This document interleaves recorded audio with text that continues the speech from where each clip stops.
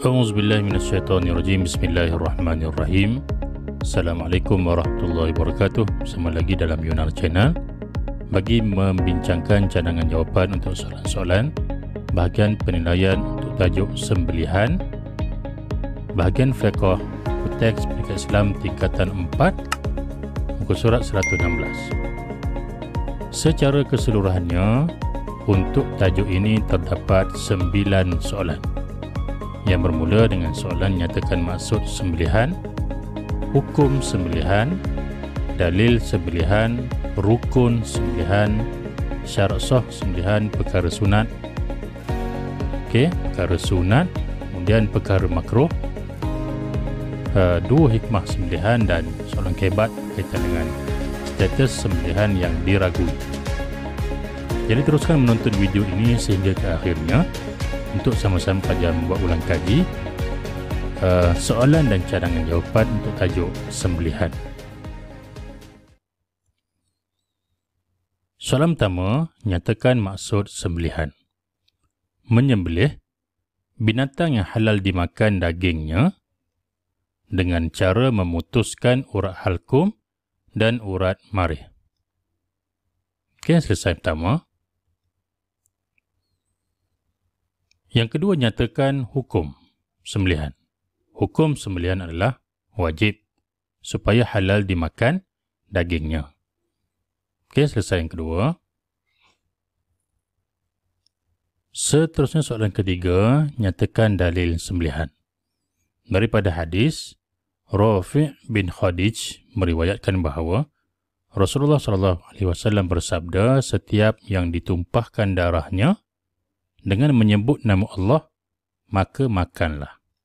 Hadis riwayat Al-Bukhari. Soalan keempat, senaraikan rukun sembelihan. Rukun sembelihan ada 3. Pertama, penyembelih. Yang kedua, alat sembelihan. Yang ketiga, yang ketiga minta maaf ada salah sikit. Penyembelih ni dah ada pertama. Binatang sembelihan. Ini yang ketiga. Ada 3 rukun yang melibatkan rukun sembelihan. Seterusnya jelaskan syarat sah sembelihan. Jadi kita lihat tadi rukun sembelihan ada 3. Penyembelih, binatang sembelihan, dan alat sembelihan. Jadi syarat sah untuk setiap rukun ni, yang pertama penyembelih, syaratnya adalah beragama Islam ataupun ahli kitab, kemudian melakukan penyembelihan hanya kerana Allah Subhanahu Wa Taala. Untuk rukun yang kedua, binatang sembelihan, syaratnya masih mempunyai hayat mustaqirah. Sewaktu disembelih masih hidup. Kemudian, putus urat halkum dan marih dengan segera dan sekali sahaja sembelihan. Yang ketiga, alat sembelihan. Syarat untuk alat. Alat sembelihan yang dibolehkan ialah alatan yang boleh melukakan binatang sembelihan. Kecuali kuku tidak boleh digunakan sebagai alat untuk sembelihan. Gigi dan tulang. Selesai soalan berkaitan dengan syarat sah sembelihan. Soalan ke-6, jelaskan perkara sunat sembelihan. Penyembelih menajamkan pisau. Menyembelih pada waktu siang. Dan yang ketiga, membaca basmalah Bismillahirrahmanirrahim sebelum menyembelih. Selesai soalan 6. Soalan ke-7, jelaskan perkara makruh sembelihan jika tadi perkara sunat. Menyembelih di hadapan binatang lain. Yang kedua, menyembelih pada waktu malam. Jika tadi sunat pada waktu siang. Jika menyembelih pada waktu malam adalah makruh. Tidak menghadapkan binatang ke arah kiblat. Makruh. Jika menghadapkan binatang ke arah kiblat, ianya menjadi sunat. Selesai soalan 7. Soalan 8. Terangkan peluang isi dan huraian. 2. Hikmah. Hikmah adalah kebaikan. 9. Membezakan antara daging yang halal dan haram isi, supaya ibadah diterima. Huraian. Menghindarkan diri daripada penyakit yang ada dalam badan binatang isi, kerana toksin telah dikeluarkan melalui darah binatang. Huraian.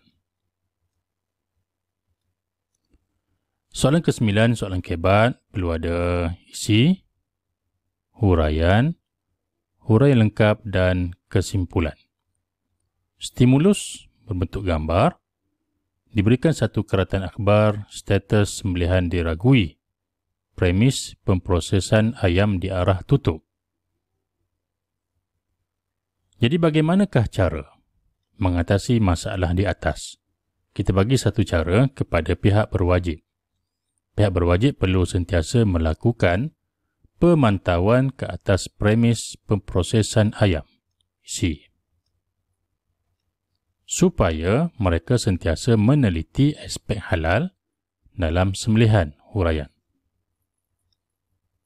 Kesannya, masyarakat Islam akan sentiasa yakin dengan status halal bagi bahan mentah tersebut. Huraian lengkap. Oleh itu, kita hendaklah kesimpulan menitik beratkan pengambilan makanan yang halal lagi baik, halalan thayyibah, agar hidup diredai oleh Allah Subhanahu wa Ta'ala. Kesimpulan. Isi, huraian, huraian lengkap, kesimpulan. Selesai soalan ke-9, soalan terakhir untuk tajuk sembelihan. Alhamdulillah, sekadar itu saja pelajar sekalian berkaitan dengan perbincangan cadangan jawapan untuk tajuk sembelihan. Sekian, terima kasih, semoga berjaya khususnya dalam SPM nanti. Terima kasih, subscribe Yunar channel. Wabillahi taufiq wal hidayah. Assalamualaikum warahmatullahi wabarakatuh. Semoga bermanfaat.